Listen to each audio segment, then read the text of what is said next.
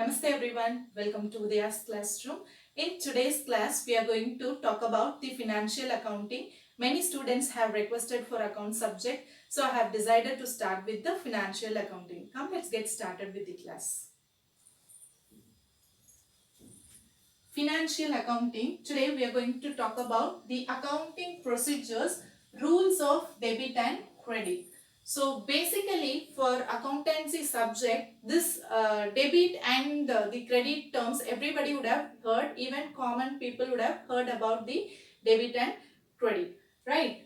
In short, that is abbreviated form of debit is debtor and the abbreviated form of credit is like this. So this is how the accounts people used to write for debit, dr dot and cr dot. Let's see the procedures, the basic rules of debit and credit and the classification of accounts. If you take accountancy, there will be two terms, that is double entry. If you wanted to approach accountancy, you have to approach with two aspects. One is debit aspect and the other one is credit aspect. So if you take up debit, equally there will be a credit also. If you take up credit, there will be a debit also. That is the reason why it is called as double entry system. So the dual aspect will be present in the accountancy. So let's move on to the classification of accounts. The accounting terms could be classified into traditional approach and modern approach. So how the accounts could be classified? Number one, traditional approach, that is A, and the number two, B, modern approach. So traditional approach called as English approach and the modern approach called as accounting equation approach or American approach. So this is how people used to classify the accounts. In today's class, we are going to talk about the traditional classification approach. So only this part we are going to discuss today. About this modern approach, we will discuss in the next class. So just for classification, I just wrote this for understanding. So traditional approach and modern approach. This is how we can classify the accounts. So how the traditional approach we can classify further. So the traditional classification is personal account and impersonal account. What do you mean by personal accounts? The term personal itself you can understand. So personal refers to the persons, individuals, companies, firms, industries, everything, right? So this personal account further could be classified into natural personal accounts. A bar CES means accounts. And number two, artificial personal accounts, and number three, representative personal accounts. Now let me explain one by one. Okay, so the personal accounts means I told you persons and individual, firms, companies, debtors, creditors together called as personal accounts.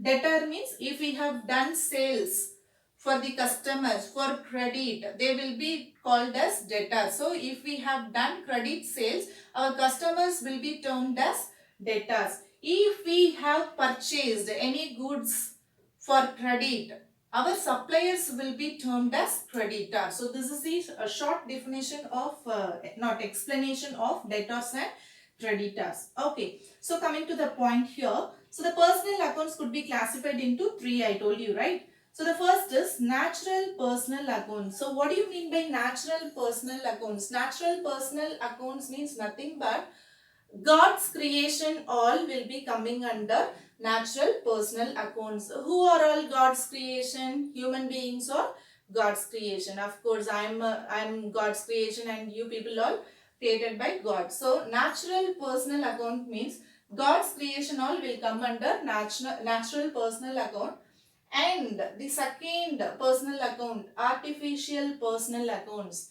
Artificial personal account means nothing but artificially if we have created firms, companies all we are creating artificially. Companies also will be considered as a persons, right? If you would have studied about the business entity concept, you know, the company and the owner is different and distinct entity. The owner will be separated from the business and the business will be separated from the owner. So the companies also will be called as separate artificial personal account. So let me tell you, here we can understand persons and individual will come under natural personal accounts, and firms, companies all will be coming under artificial personal accounts, debtors and creditors, natural personal account. Okay. Next is representative personal accounts. Representative personal accounts means nothing but it is also related to the personal account, but representative personal accounts means a group of people, a person or a group of person representing landlords. You can take rent yet to be paid, rent yet to be paid to the landlord. We will be representing a person or group of persons, so they will be coming under representative personal accounts. So you can take up an example here, rent outstanding. Rent outstanding means rent yet to be paid, or rent yet to be paid to the landlords, or any other commission agents, all will be coming under representative personal accounts. So this is what the classification of personal accounts here. Coming to the next classification, impersonal accounts. What do you mean by impersonal accounts? Impersonal accounts means nothing but it is not personal account. It refers to machinery account, cash account, rent account, etc. Machinery, cash, rent account, all these things will be coming under impersonal accounts. Here, not personal account, machinery and cash all will be coming under assets, right? So rent account all nominal account, I will be explaining further. This impersonal account further could be classified into real account and nominal account. What do you mean by real account? Real account means it refers to all the assets. So it refers to all the assets like a tangible asset and intangible assets. What do you mean by tangible? Tangible means the things which can be touched and felt. Okay, so if you see chair, you can touch and feel it. It is a tangible asset, right? So anything, if you touch and feel, it is a tangible asset. The asset which you cannot touch and you cannot see, you can only feel. Those assets will be coming under intangible assets. I can tell you an example here. Machinery is a tangible asset, and for intangible asset, goodwill, patent, copyright are called as intangible asset. Other words, you can take mother, you can touch and feel, tangible, but mother's love, you cannot touch and see, right? You can only feel. It's intangible. So this terms will not be coming under accounting terms. Only goodwill, patent, copyright all will be coming under intangible assets. So for bifurcating tangible and intangible, I just took that example, right?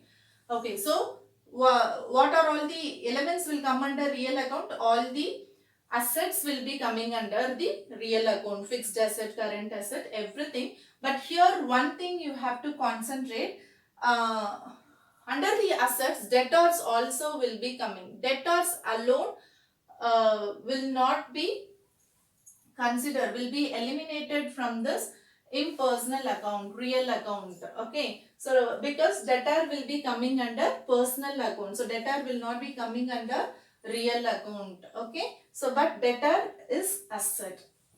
And the next is nominal account. Nominal account means all the revenue and expenditure will be coming under nominal account. Whatever revenue the company is earning, that is the income or profits, everything will be coming under nominal account. Whatever the company spending some expenses or company facing some losses, everything will be coming under nominal account. In simple, let me tell you, accounting rules would be classified as three. Number 1, personal account. Number 2, real account. And number 3, nominal account. Let me tell you a rule for all these 3 accounts.